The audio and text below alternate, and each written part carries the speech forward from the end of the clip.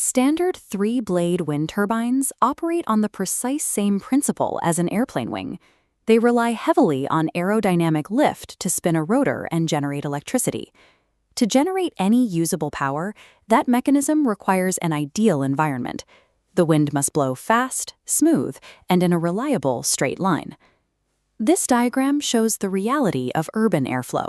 If you drop below 33 feet above a roofline, the wind isn't straight or smooth. It bounces off structures, swirling in turbulent, chaotic, and constantly shifting directions. When you force a traditional turbine into that boundary layer of messy air, it constantly has to yaw or pivot to catch the moving wind. That wastes energy, creates heavy mechanical vibration, and causes a rhythmic thumping noise that drives neighborhood complaints, usually resulting in a broken piece of hardware that produced virtually zero electricity. Yet there is a radically different design available right now that solves these problems. It runs quietly enough to easily talk over, poses zero threat to wildlife, and in some documented hybrid setups, generates enough power to run a home at over 90% annual energy self-sufficiency. The failure of residential wind power isn't because we lack wind. The problem is a physical, geometric mismatch between traditional blade designs and the reality of urban air currents. To understand the solution, we have to look back to the 3rd century BC. King Hiero II of Syracuse commissioned a ship so massively scaled that its hull leaked constantly. Evacuating that water manually required a workforce the ship simply couldn't carry. The king asked one of antiquity's sharpest minds, Archimedes, to fix the problem. He devised a simple spiral blade set inside a cylinder, allowing a single operator to turn the shaft and move vast volumes of water up and out to the sea. This exact physical mechanism became known as the Archimedes screw. It was immediately adopted across the world, from Egyptian irrigation to Roman mines, remaining the undisputed global standard for moving heavy fluids against gravity for over 2 millennia. Then, in 2003, a Dutch inventor named Marinus Mierempt looked at that ancient logic and inverted it.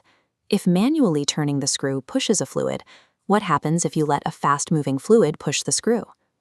By adapting a proven shape designed to move heavy water into a rotor specifically built to capture modern wind, Mierempt closed a gap in the surviving mathematical works left by Archimedes. The resulting machine is called the Liam F1 turbine. The rotor consists of 3 circular blades wrapped around each other into a 3-dimensional conical spiral, mimicking the geometry of a nautilus shell and the Fibonacci sequence. This schematic shows how the shape captures energy. As wind enters the wide front of the cone, it's forced to accelerate along the surface of the blades. The air redirects exactly 90 degrees outward as it passes through the spatial volume of the spiral, extracting massive amounts of kinetic energy. Because the spiral shape is aerodynamically balanced, it automatically yaws. As the flow lines shift diagonally in this diagram, the turbine naturally pivots to face the new wind direction instantly, without needing the heavy, failure-prone electronic sensors and motors that standard turbines require. The geometry also creates omnidirectional tolerance. Conventional turbines stall entirely if the wind hits them from the side, but the wide front of the Archimedes cone can capture swirling, unpredictable rooftop air entering from severe angles of up to 60 degrees off-center. It also has an exceptionally low cut-in speed. The shape is sensitive enough that it starts generating usable electricity at just 5.6 miles per hour, about half the wind speed required to even wake up a typical bladed turbine. And because it lacks thin, sharp blade tips clipping the air, operating noise drops comfortably below the volume of a normal conversation. It also spins at low velocity as a solid, highly visible mass, eliminating the near-invisible blurring hazard that consistently kills birds and bats near standard wind towers. The 3-dimensional spiral perfectly neutralizes every single physical challenge that makes harvesting urban air currents impossible for traditional residential designs. If this machine perfectly solves the engineering flaws of small-scale wind power, you have to ask why they aren't installed on every rooftop in your city. The barrier is financial. A single Liam F1 unit carries a steep upfront capital cost, typically running between $5,000 and $7,000 just for the hardware.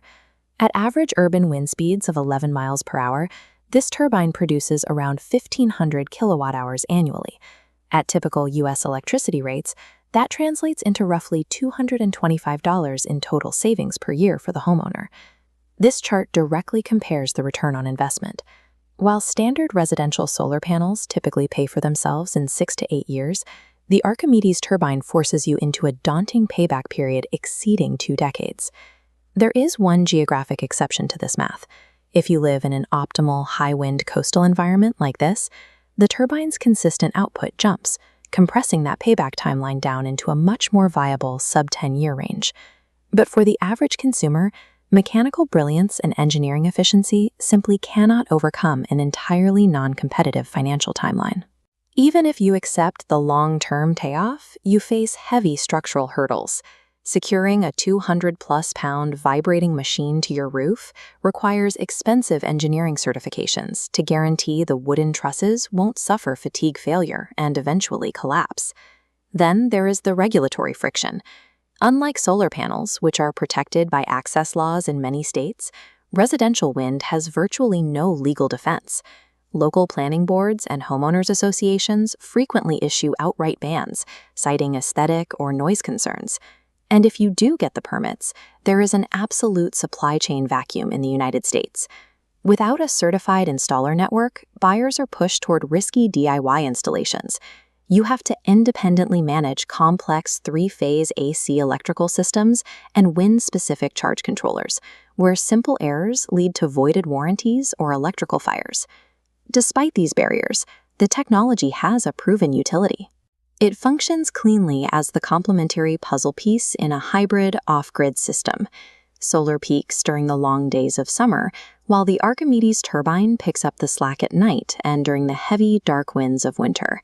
If you do pursue this route, be careful about the market. You should actively avoid cheap plastic spiral imitations that completely ignore the complex aerodynamics of the actual design and reliably fail within months. You can design the most mathematically efficient machine in the world, but it remains entirely irrelevant to the public if the economic systems and regulatory infrastructure are not built to accommodate it.